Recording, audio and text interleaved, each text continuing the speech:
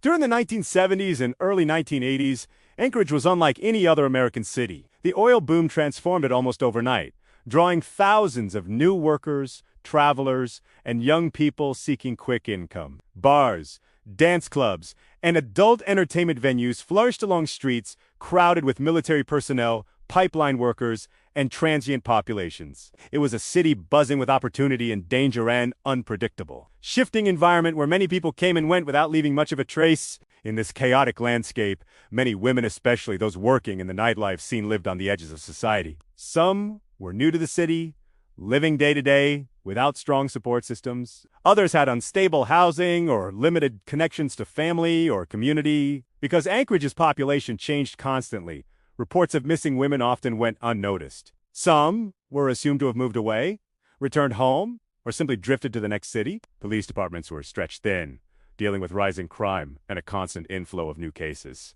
This environment created blind spots places where someone like Robert Hansen could operate unnoticed. Hansen knew the city well. His bakery sat near several of the nightlife districts, and he learned which neighborhoods and clubs were frequented by women who were less likely to be immediately reported missing. He used his quiet demeanor and local reputation to disarm suspicion. Many of the employees in these clubs knew him as the polite man who tipped well and kept to himself. It was a mask nearly impossible to see through. The tragic truth is that the vulnerability of the population Hansen targeted was not just the result of individual circumstances, but of a system unprepared for the challenges of rapid expansion. With limited communication between police departments, little centralized tracking, and no modern database technology, patterns were nearly impossible to detect. Even when bodies were found in remote areas, the connection to other cases was unclear. While Anchorage thrived economically, an invisible crisis was unfolding. Women began to vanish from the streets, but their disappearances failed to generate the public alarm they should have. The city's transient nature allowed Hansen to hide in plain sight. Every factor, the nightlife,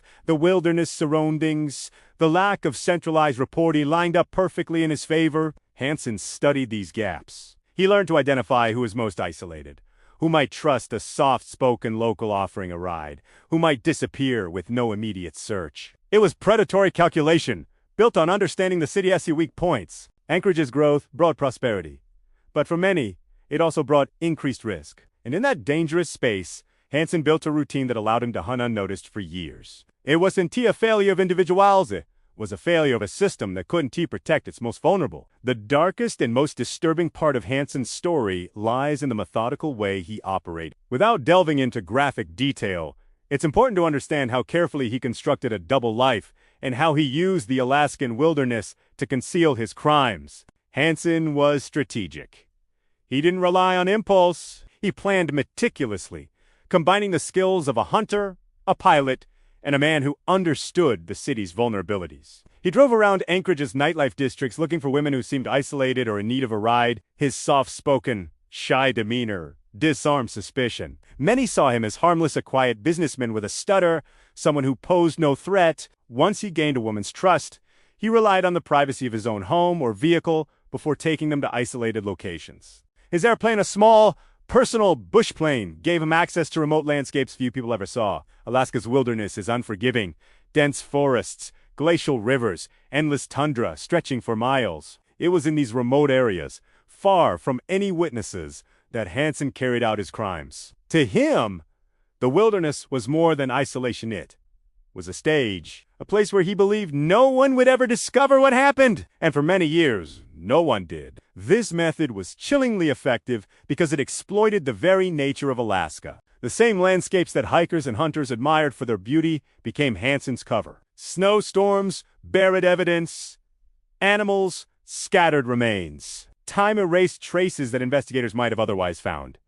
Hansen understood all of this intimately. He grew confident that he was untouchable. One of the most alarming details revealed during later investigations was how organized he was. Police discovered an aviation map marked with tiny XS locations that would later be revealed as burial sites. This map showed not just his crimes, but his long-term planning and his unwavering belief that he would never be caught. His pattern continued for years, nearly undetected, until victims began to escape his grasp. Some survived encounters with him, but were too afraid or distrusted by authorities to report what had happened. Others reported him, but without physical evidence or connected cases. Investigators struggled to build a case strong enough to stop him. Hansen's facade worked because the image he carefully curated Dama, mild-mannered Baker, husband, father, churchgoer was entirely at odds with the reality no one imagined. The wilderness was his shield. As long as he could take women far from Anchorage, he felt safe. The landscape became complicit not by intent, but by its vastness and silence.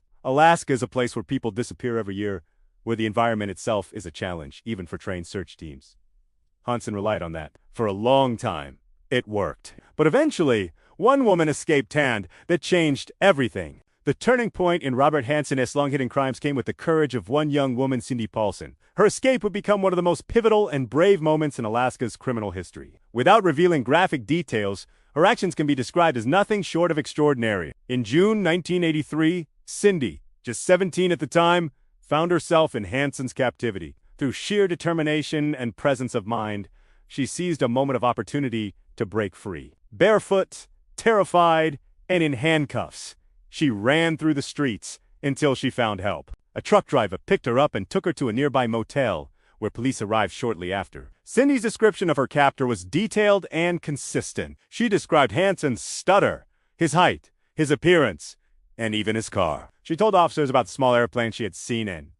Important detail only a few people could have known. Her testimony should have immediately launched a large-scale investigation. Instead, at first, there was hesitation. Some officers doubted her story due to her background, a tragic reflection of how society sometimes fails to protect women with limited social support. But one investigator, Detective Greg Baker, believed her. He listened carefully, noted every detail she described, and recognized that the specifics she gave, especially regarding the airplane, were too precise to dismiss. Cindy was not just consistent. She was brave, observant, and determined to be heard. Detective Baker ran a check on local pilots who matched her description of the man in the airplane. One name quickly stood out, Robert Hansen. But Hansen didn't fit the typical profile of a violent offender, at least not on the surface. He was a family man, owned a bakery, attended church, and had no appearance of being dangerous. He was well liked in the community, even described by some as quiet and polite.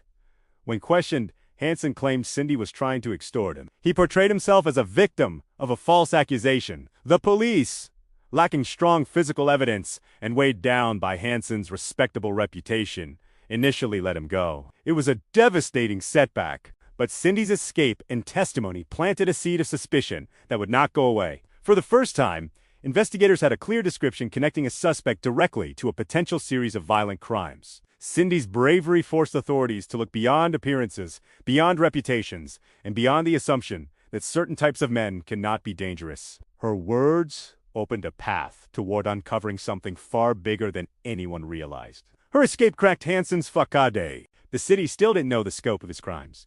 But for the first time, police had the truth in front of them, and a survivor who refused to let her voice be silenced. Cindy Paulson's testimony was the catalyst investigators needed.